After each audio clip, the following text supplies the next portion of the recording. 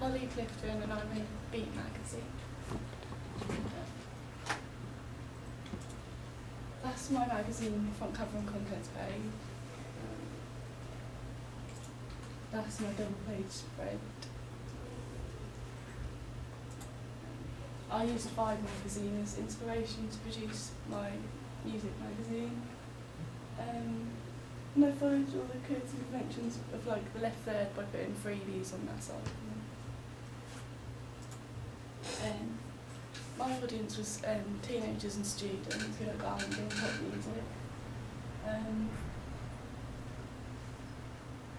So I used colours which would like appeal to both genders to make the audience bigger. And used survey results to put in things like unsigned artists, and that people said they wanted in the magazine. People that distribute my magazine in Leeds agents, supermarkets, HMV and IPC.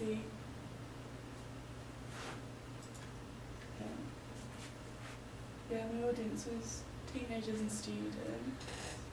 Yeah.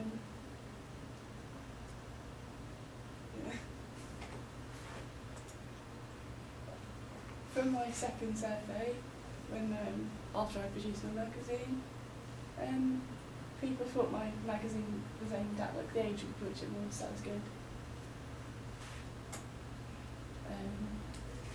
Most people thought it was pop and R&B, which it was, so that's good. And the free offer, like it did, like most people did like it, but some weren't really that bothered, which was the same as my first questionnaire. Everyone thought it was value for money, or most people, which means it would sell better. And most of my pages really good. But people said the photography was the main thing that could be improved, because it was a bit dodgy. Some people said that,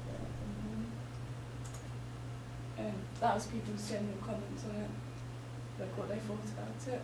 Can you just read a couple out for us? I love the photos, in fact the clothes will really suit the genre, and that's really hard to read. The use of writing really sets well with the genre of the magazine as well as good effort here. Only criticism that it would be more colourful, but the colours do work really well with the text and writing.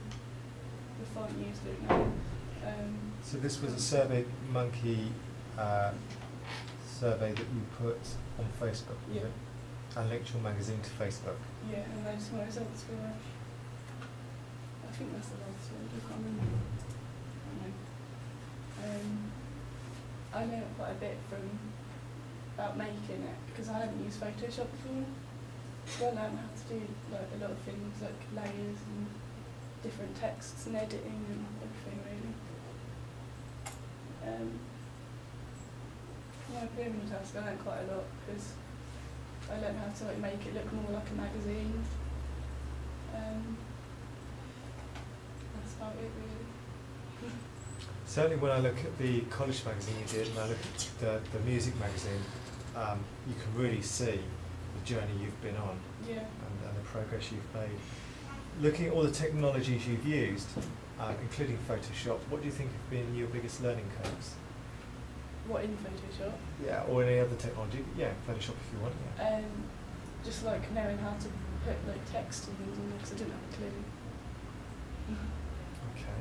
Do you have any sort of favourite effects or filters or tools that you liked using? I like using the brushes across the backgrounds. Okay.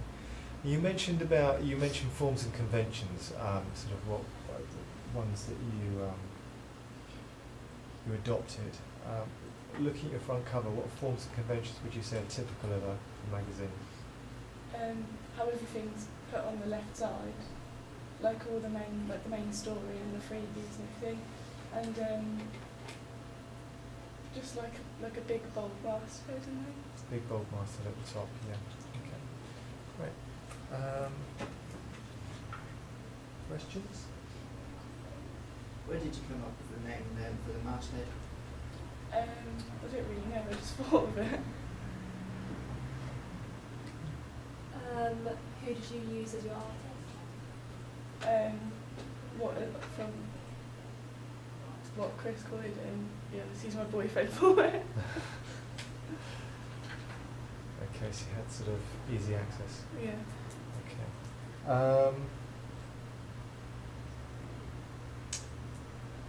In a sentence, who is this magazine aimed at? Teenagers and students who are into R&B and chart music. Okay.